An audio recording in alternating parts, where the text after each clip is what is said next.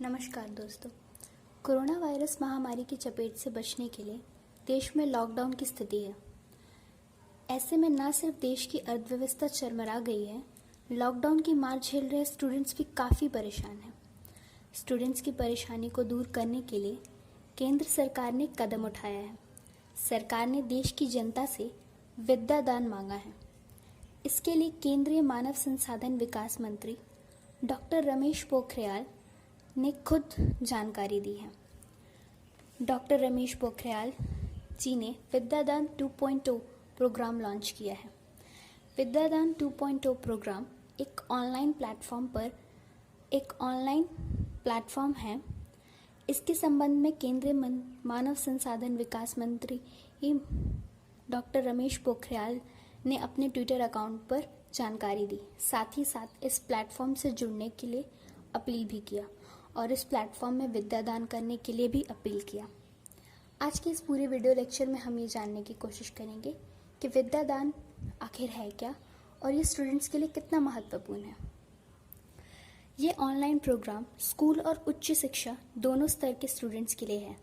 Lockdown के समय students को पढ़ने और सीखने के लिए कंटेंट की कमी ना हो, इसके लिए इसकी शुरुआत की गई है। केंद्रीय मानव संसाधन विकास मंत्रालय के एक अधिकारी के अनुसार विद्यादान ई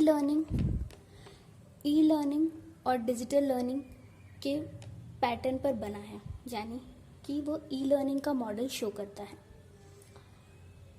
इसके ज़रिए स्टूडेंट्स तक स्टडी मटेरियल्स पहुंचाने में सहायता होगी और स्टूडेंट्स को नई नई जानकारियां मिलेगी।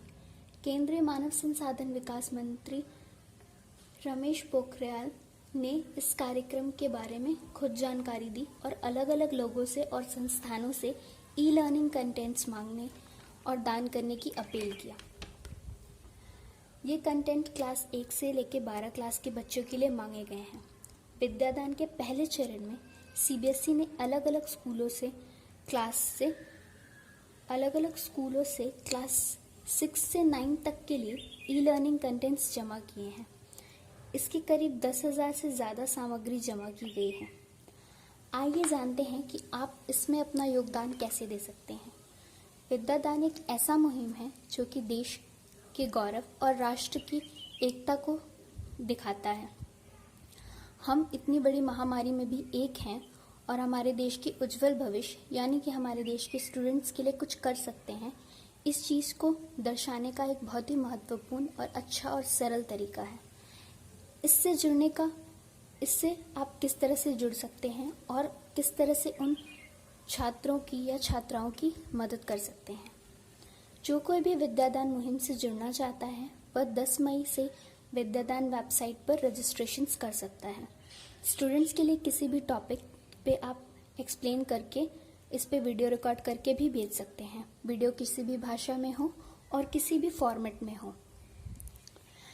विद्यादान पे उपलब्ध 4 ई लर्निंग कैटेगरी में से किसी एक कैटेगरी को चुन करके उसमें अपने आप को रजिस्टर कीजिए। वो 4 कैटेगरीज क्या क्या हैं? 1 से 5 का ग्रेड, 6 से 8 ग्रेड, 9-10th का ग्रेड और 11-12th का ग्रेड। ये अलग अलग ग्रेड से आप जुड़ सकते हैं। जो कोई भी इस विद्यादान मुहिम से जुड़ना चाहता है वह 10 मई से विद्यादान की वेबसाइट पर रजिस्ट्रेशन कर सकता है। प्रस्ताव मंजूर होने के बाद 16 मई से 26 मई के बीच में सभी लोग अपने कंटेंट अपलोड कर सकते हैं। 27 मई से 16 जून के बीच में कंटेंट को अंतिम रूप दिया जाएगा।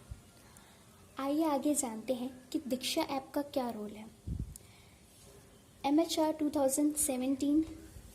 2017 में दीक्षा प्लेटफॉर्म का इस्तेमाल करके 2017 में 30 राज्य केंद्र शासित प्रदेश के साथ शिक्षण और सीखने की प्रक्रिया को बढ़ावा मिला। दीक्षा ऐप 2017 में लॉन्च किया गया था ह्यूमन HRD मिनिस्ट्री द्वारा, ताकि बच्चे नई नई चीज़ें जान सकें। स्कूल और उच्च शिक्षा पर कई अलग अलग तरीकों से प्रभाव डालने वाले कोरोना वायरस के प्रसार के कारण ये शिक्षा का आदान प्रदान में काफ़ी रोकथाम आया है। इसीलिए ई लर्निंग कंटेंट्स को मजबूत करने के लिए इस ऐप का और विद्यादान का सहारा लिया जा रहा है। अब आइए जानते हैं कि स्टूडेंट्स जो भी कंटेंट्स विद्यादान में दिए जाएंगे उसे कैसे ले सकते हैं या उसे कैसे पढ़ सकते हैं। विद्यादान में भेजे जाने वाले सभी कंटेंट्स को पहले एक्सपर्ट पैनल द्वारा जांच किया जाएगा। स्वीकृति होने के बाद मानव संसाधन विकास मंत्रालय द्वारा उसे दीक्षा ऐप पर अपलोड किया जाएगा, जहां से स्टूडेंट्स इसे एक्सेस कर सकते हैं और इसकी जानकारी ले सकते हैं। ये एक बहुत ही महत्वपूर्ण जानकारी है आप सबके लिए, क्योंकि हमारे देश की अर्थव्यवस्था और हमारे देश के छात्र छात्राएं जो कि हमारे देश का आने वाला भविष्य हैं, उनका भविष्य खतरे में है। इसीलिए ये हमारा सबसे बड़ा योगदान होगा अगर हमारे कंटेंट सेलेक्ट होते हैं और अगर हम इनके लिए कुछ कर सकते हैं तो ज़्यादा से ज़्यादा लोगों को इस वीडियो को शेयर करें।